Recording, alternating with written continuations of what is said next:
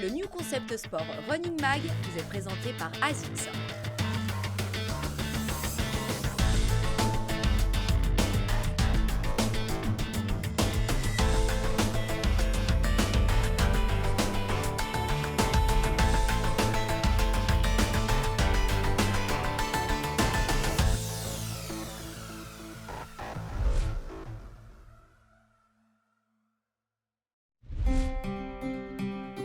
La Cascadia, modèle montagne et trail de la marque américaine Brooks, a la réputation d'être parmi les plus confortables du marché. Nous avons décidé ce mois de la faire tester à un coureur actuellement en préparation pour des trails de très longue distance.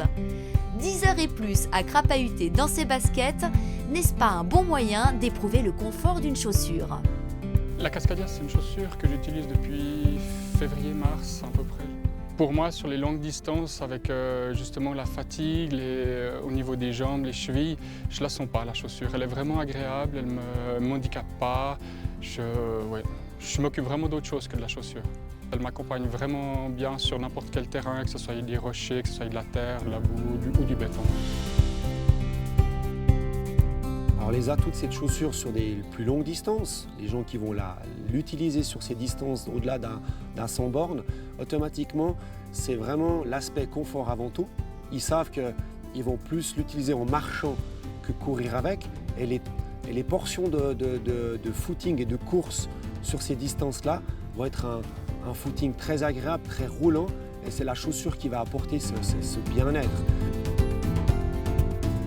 Pour moi, le point faible principal de la chaussure, c'est vraiment la languette de la chaussure. Elle est trop épaisse, elle n'est pas stable, elle se plie, elle fait des boudins, elle peut faire mal même. Si on fait un peu de macadam, c'est une chaussure qui est quand même pas trop rigide au niveau du contact au sol. Elle est assez roulante, donc ça c'est déjà, je trouve, assez intéressant. Nous-mêmes aussi, on la propose des fois à des clients qui vont faire peut-être plus de route ou aussi un petit peu de terrain mais qui ne veulent pas investir sur deux chaussures. Alors bien sûr, la semelle va s'user plus vite si on fait du macadam, mais l'avantage c'est qu'elle est roulante. Alors je ne vais pas la vendre pour quelqu'un qui va faire un marathon ou un semi-marathon sur route, même à 20 kg, mais si lui veut faire avec la même chaussure les 10 kg de Lausanne, mais il ne veut pas investir sur une deuxième paire de chaussures, le retour client il est assez intéressant à ce niveau-là.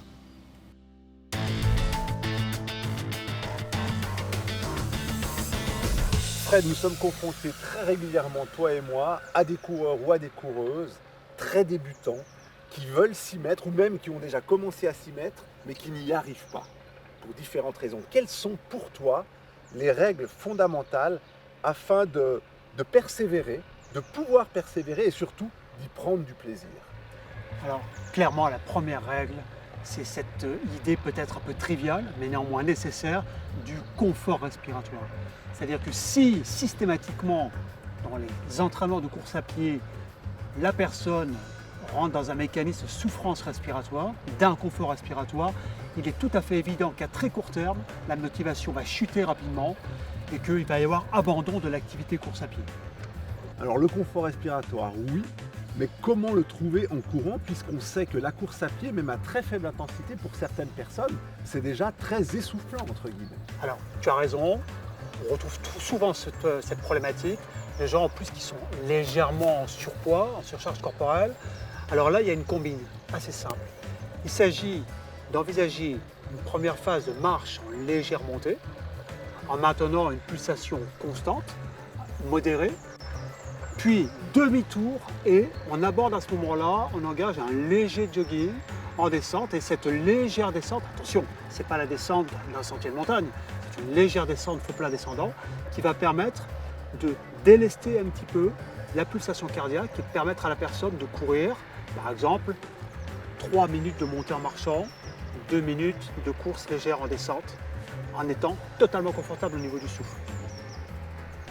Alors justement Fred, concernant les personnes qui sont en surpoids, doivent-elles d'abord perdre du poids ou peuvent-elles se mettre directement à l'activité physique, à la course à pied? Le problème, Pierrot, vois-tu, c'est que si la personne doit attendre de commencer son activité physique avant d'avoir perdu du poids, il risque de s'écouler un laps de temps relativement long, voire même un temps infini. Et donc, on risque de jamais s'y mettre. Donc l'idée, c'est de considérer que cette activité physique type course à pied va rentrer dans la stratégie générale de la perte de poids, bien entendu en complément d'efforts alimentaires un peu spécifiques.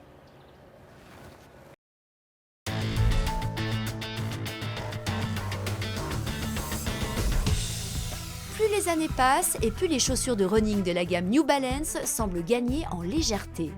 Un atout certes, mais qui peut s'avérer contre-productif s'il ne s'accompagne pas d'un maintien irréprochable côté absorption des chocs, ainsi que d'une stabilité globale très pointue, en particulier pour les coureurs pronateurs.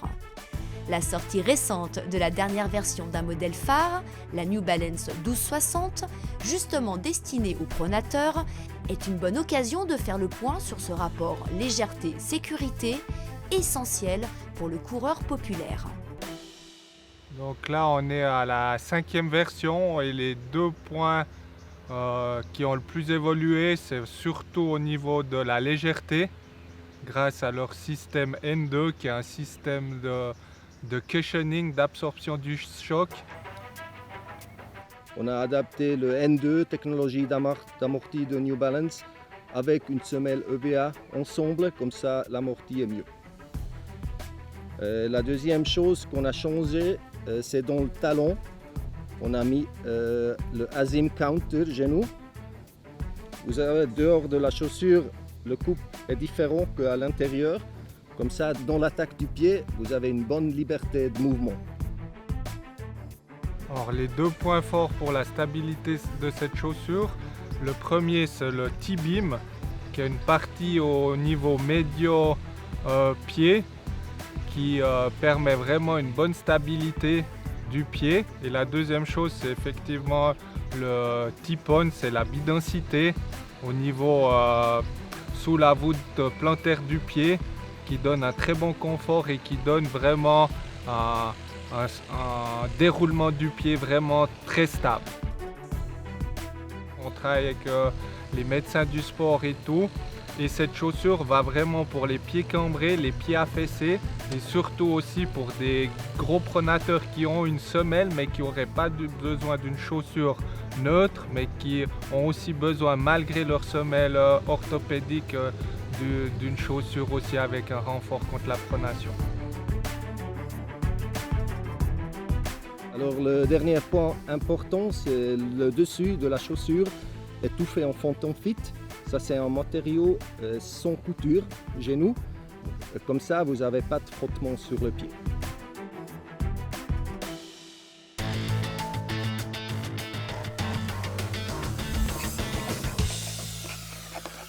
La fascite plantaire est une blessure récurrente chez le coureur à pied. Elle se traduit par une douleur sous la voûte plantaire et particulièrement au niveau du talon. On va donc la retrouver après une période d'inactivité ou à froid au début d'une période d'entraînement. Le fascia plantaire est une enveloppe fibreuse. Il fait partie de l'arche plantaire et il va permettre la mise en charge du pied au sol. Dans ce sens, toute sursollicitation ou tout déséquilibre de la mécanique du pied va provoquer une fascite plantaire. Comme la course à pied sursollicite ton fascia, il serait important de faire des exercices pour prévenir la fasciite ou pour la traiter en complément, par exemple, à de la physiothérapie. On va commencer par étirer le fascia pour décoller les adhérences et travailler sur la raideur matinale que l'on reconnaît. Depuis cette position, tu vas reculer les 2 genoux pour augmenter encore la tension sur ton fascia. Et puis, si tu veux un étirement un petit peu plus actif, tu vas pousser sur les orteils pour soulever le pied entier. Le deuxième exercice spécifique, c'est de masser les muscles et les fascias de ton mollet, puisque les muscles du mollet sont reliés au fascia plantaire. Pour ce faire, tu vas rouler sur toute la longueur du mollet, sur le rouleau à 2 jambes. Alors pour le troisième exercice, on va masser directement la voûte plantaire, soit avec une balle de tennis, ou mieux encore, avec une bouteille en PET placée au congélateur pour avoir un massage et un glaçage en même temps.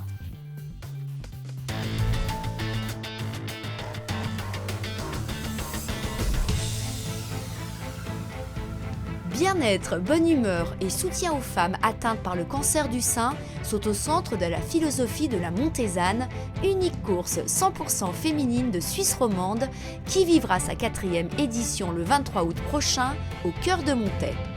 En solo, en duo, copine-copine ou en entreprise, vous aurez toute l'occasion de vous faire du bien sans prise de tête sur 5 ou 10 km, que vous soyez coureuse ou marcheuse d'ailleurs, puisqu'une catégorie sera également dédiée au walking avec 2 départs séparés, avec ou sans bâton. Et si vous voulez participer à cette grande fête solidaire sans mettre de dossard, sachez que la course recherche encore une vingtaine de bénévoles pour le jour J.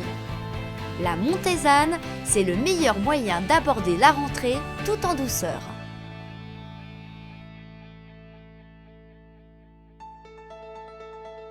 Une autre course que l'on apprécie beaucoup, à la fois originale et très populaire, se déroulera quelques jours plus tard et un peu plus loin, du côté de Sarnone, au cœur du canton d'Obwald, le Switzerland Marathon Light. Mais que l'on ne s'y trompe pas, il s'agit bien d'un 10 km et d'un semi-populaire mis sur pied depuis l'année passée par l'ancienne star suisse du marathon, Viktor Röthlin, originaire de la région. S'il est une course pour laquelle nous vous encourageons à vous déplacer un peu plus loin pour une virée inoubliable en fin de semaine, c'est bien celle-ci. Il y a du monde, 5000 coureurs l'an passé. L'endroit est enchanteur et l'accueil fait aux coureurs est inoubliable. En matière d'organisation, la Suisse centrale et Victor savent y faire, croyez-nous.